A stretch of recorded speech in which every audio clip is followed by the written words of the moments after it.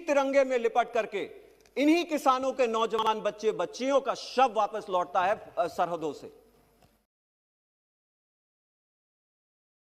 बहुजन समाज की हर खबर पाने के लिए सब्सक्राइब करें अंबेडकर पीपल्स वॉइस और बेल आइकन दबाएं।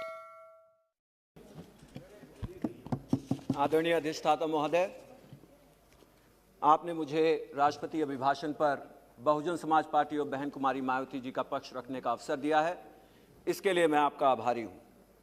सबसे पहले कल उत्तराखंड में हुई घटना पर जो हमारे देश के तमाम नागरिक जिनकी जान चली गई है, उनके परिवार के प्रति मैं अपनी संवेदना और अपनी पार्टी की और बहन कुमारी मायावती जी की संवेदना को यहाँ पे व्यक्त करना चाहूँगा। और माननीय अधिष्ठाता महोदय, मैं अपना भाषण एक 6 पॉइंट एजेंडा के तहत यहाँ पे प्रस्तुत करना चाहूँगा। सबसे पहला मेरा मुद्दा है किसानों के बीच पलते हुए आक्रोश को लेकर के। माननीय अधिष्ठाता महोदय, ये अत्यंत ही निंदनीय है कि पिछले कुछ महीनों से इस देश में 3 किसान विरोधी कानूनों के विपक्ष में, विरोध में जो धरना प्रदर्शन चल रहा है, उसमें बैठे अन्नदाताओं को कुछ छुटभइये नेता आतंकवादी घोषित करने का काम करते हैं। यहां यह जानना अत्यंत ही जरूरी है अधिष्ठाता महोदय कि हमारे इन किसान आंदोलनकारियों को जो एक शांतिपूर्ण प्रदर्शन कर रहे होते हैं, इनके बीच में कुछ नकाबपोश जो लोकल स्थानीय लोग बनकर के आते हैं और पुलिस की नाक के नीचे एक शांतिपूर्ण प्रदर्शन को हिंसक बनाने का काम करते हैं, ताकि सरकार के पक्ष के प्रति सहानुभूति आम जनमानस में पैदा हो। माननीय अधिष्ठाता महोदय, मैं यहां यह बताना चाहता हूं कि लाल किले पे हुई जो अप्रिय घटना हुई है, इसकी हम सब निंदा करते हैं, लेकिन यह लालछन किसानों पे लगाना कि उन्होंने तिरंगे का अपमान किया है, मैं आज इस सदन को बताना चाहता हूं कि इसी तिरंगे में लिपट करके इन्हीं किसानों के नौजवान बच्चे बच्चियों का शव वापस लौटता है सरहदों से। माननीय अधिष्ठाता महोदय, मैं ये कहना चाहता हूं कि आज किसानों के ऊपर लालछन लगाने की बजाय बहन कुमारी मायावती जी का जो अनुरोध रहा है और जो बात कही है उन्होंने कि हमें किसानों की बात सुननी चाहिए, उनसे वार्तालाप करनी चाहिए और उनके जितने भी मुद्दे हैं उनको सुनकर के इन 3 किसान विरोधी कानूनों को वापस लेने की जरूरत है। अधिष्ठाता महोदय, मेरा दूसरा मुद्दा बेरोजगारी को लेकर के है। इस देश में 3 प्रकार की बेरोजगारी है।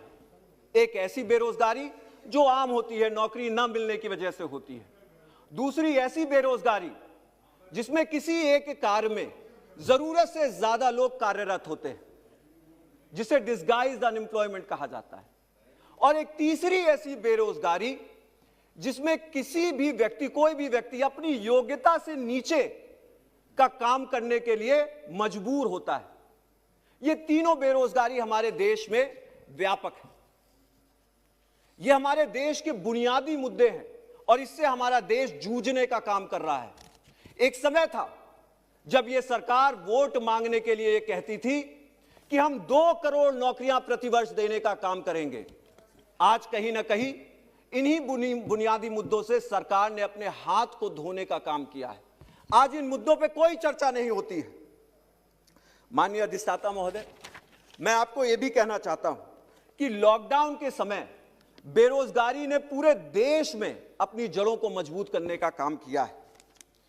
हमारे देश में ज्यादा 95% श्रमिक असंगठित क्षेत्र में काम करते हैं और इनमें से आधे से ज्यादा यदि 1 हफ्ते तक काम न कर पाए तो वो भुखमरी की कगार पे पहुंच जाते हैं।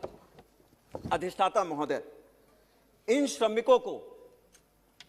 श्रमिकों को हमें यह देखना है कि हम किस तरह से बचाने का काम कर सकते हैं। और लॉकडाउन के समय हमने देखा कि किस तरह से लाखों करोड़ों श्रमिक भुखमरी की कगार पे आ गए थे। और इसी बिंदु के मद्देनजर रहते हुए माननीय अधिष्ठाता महोदय, मैं इस देश में फैली आर्थिक असमानता पर प्रकाश डालना चाहता हूं। हमारे देश में 2 प्रकार की महामारी देखने को मिली। एक ऐसी महामारी जो करोड़ों गरीबों की महामारी थी और एक ऐसी महामारी जो चंद अमीरों की महामारी थी। यह कितनी बड़ी विडंबना है, यह कितनी बड़ी विडंबना है कि इस देश ये देश जब कोरोना काल में लॉकडाउन से जूझ रहा था तो इस देश के सबसे अमीर व्यक्ति, और इस देश के ही नहीं बल्कि एशिया के सबसे अमीर व्यक्ति 90 करोड़ रुपया प्रति घंटा कमाने का काम कर रहे थे। इसी व्यक्ति की कमाई से, लॉकडाउन की कमाई से इस देश के करीब 40 करोड़ श्रमिकों को 5 महीने के लिए गरीबी रेखा से ऊपर रखा जा सकता था। यहां पे यह भी बताना जरूरी है कि यहां इस देश के 100 अरबपति, उनकी लॉकडाउन की कमाई से माननीय अधिष्ठाता महोदय 13 करोड़ 80 लाख लोगों को 94,000 रुपए का चेक दिया जा सकता था। लेकिन सरकार अपनी पूंजीवादी विचारधारा से बाज नहीं आ रही। आज भी सरकार पिछले कुछ सत्रों में श्रमिक कानूनों को पास करके, 3 किसान विरोधी कानूनों को पास करके इस देश में बढ़ती असमानता को, उसकी खाई को और गहरा करने का काम किया है, उसको खोदने का काम किया है। मैं इसी असमानता को लेकर के भारत में शिक्षा की विसंगतियों को भी कोरोना काल के समय में, जिससे पर्दाफाश करने का काम कोरोना काल ने किया है, उस पर चर्चा करना चाहता हूं। जहां देश के चंद अमीर बच्चे अपने स्मार्टफोन, लैपटॉप और उसके साथ साथ आईपैड के साथ पढ़ाई करने का काम कर रहे थे, अपने ऑनलाइन क्लासेस में व्यस्त थे, वहीं देश के करोड़ों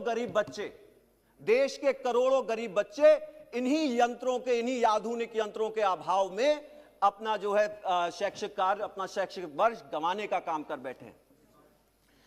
इसी के साथ साथ हमारे SC ST समुदाय के 60 लाख से अधिक SC समुदाय के बच्चे 14 राज्यों में उनकी जो है छात्रवृत्ति अभी तक लंबित है।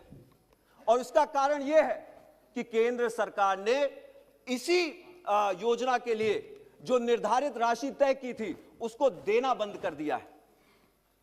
और मैं ये कहना चाहता हूं कि ये जो विसंगतियां हैं, इनको दूर करने के लिए हमें प्राइवेटाइजेशन की जरूरत नहीं है।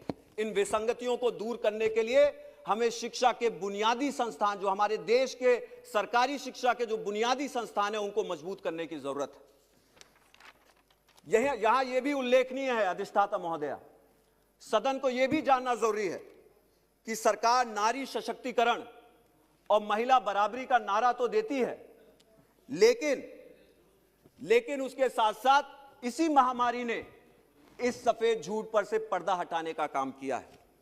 कोई भी आपदा, चाहे वो आर्थिक हो, चाहे वो स्वास्थ्य संबंधित हो और चाहे वो पर्यावरण संबंधित हो, महिलाओं को और बच्चियों को इन आपदाओं का सबसे ज्यादा नुकसान उठाना पड़ता है। और इन आपदाओं से उभरने में भी सबसे ज्यादा समय महिलाओं और बच्चियों को लगता है। हाल ही में भारत ग्लोबल हंगर इंडेक्स 2020 की रैंकिंग में 107 देशों में से 94वें स्थान पर आया है। क्योंकि दुनिया की, I have some time. No you don't have, आपके यहां से 3-4 नहीं तो ठीक है, मैं 2 मिनट और लूंगा अधिष्ठाता महोदय, बस 2 मिनट और। 107 देशों की रैंकिंग में भारत 94वें स्थान पर है। अधिष्ठाता महोदय, मैं यहां पे ये बताना चाहता हूं कि हमारे देश में जो दुनिया की 5वीं सबसे बड़ी अर्थव्यवस्था है, 5 ट्रिलियन डॉलर की बात करने का काम करते हैं, उसी देश में 20 करोड़ बच्चे और गर्भवती महिलाएं और नई माएं अभी भी कुपोषण का शिकार है, जो कि एक अत्यंत ही निंदनीय चीज है। और जैसा कि हमने देखा है लॉकडाउन के समय, चाहे हाथरस का मामला हो और चाहे वो लॉकडाउन के समय घरेलू हिंसा में बढ़ते आंकड़ों का मामला हो, महिलाओं की स्थिति बद से बदतर हुई है और यह सरकार सिर्फ और सिर्फ जुमलेबाजी करने का काम करती है। पिछले 6 वर्षों में लोकतंत्र का चौथा स्तंभ यानी कि भारतीय मीडिया सत्ता के सौदागरों के गोदी में खेलने का काम कर रही है। हाल में ही एक प्रसिद्ध मीडिया के न्यूज एंकर और ब्रॉडकास्ट ऑडियंस रिसर्च काउंसिल के कर्मचारी के बीच हुए व्हाट्सएप लीक से यह साफ पता चलता है कि किस तरह राष्ट्रीय सुरक्षा के संबंधित गोपनीय सूचनाओं के आदान प्रदान से टीआरपी बढ़ा करके उससे कमाई करने का काम किया जाता है। अधिष्ठाता महोदया, ये देश की संप्रभुता के साथ एक बहुत ही बड़ा खिलवाड़ है और इस पे जरूर चर्चा होनी चाहिए और उस पे जांच बैठनी चाहिए। वहीं दूसरी तरफ जहां बाबा साहब B.R. अम्बेडकर के संविधान में दिए गए अधिकारों संविधान में दिए गए अधिकारों को लेकर के जो कुछ पत्रकार, शिक्षक और सामाजिक कार्यकर्ता सरकार के खिलाफ आवाज उठाते हैं, उनके कामों की आलोचना करते हैं, तो उनके ऊपर कठोर से कठोर कानून, चाहे वो देशद्रोह के या UAPA के कानून हो, लगा करके उनके ऊपर जो है तमाम उनकी आवाजों को बंद करने का काम किया जाता है। मैं यहां पे अपनी बात चंद शब्दों में खत्म करने का काम करूंगा। यदि सरकार अपने कार्यों को लेकर के सच में विश्वास से पूर्ण है, सच में सशक्त है और सच में सामर्थ्य है, तो आखिर वो इन आलोचकों से क्यों डरती है। अंत में अधिष्ठाता महोदय, मैं अपनी बात खत्म करने से पहले यहां पे कुछ पंक्तियां एक कविता वीर से कहना चाहूंगा। सच है विपत्ति जब आती है, और ये कविता उन किसान भाइयों के लिए है और उन नौजवान साथियों के लिए है जो सीमा पे डटे हुए हैं, चाहे वो दिल्ली की हो और चाहे देश के सरहद की हो। सच है विपत्ति जब आती है, कायर को ही दहलाती है, सूरमा नहीं विचलित होते, क्षण एक नहीं धीरज खोते, विघ्नों को गले लगाते हैं, कांटों में राह बनाते हैं। आपने मुझे बहुजन समाज पार्टी और बहन कुमारी मायावती जी का पक्ष रखने का समय दिया, इसके लिए मैं आपका आभारी हूं।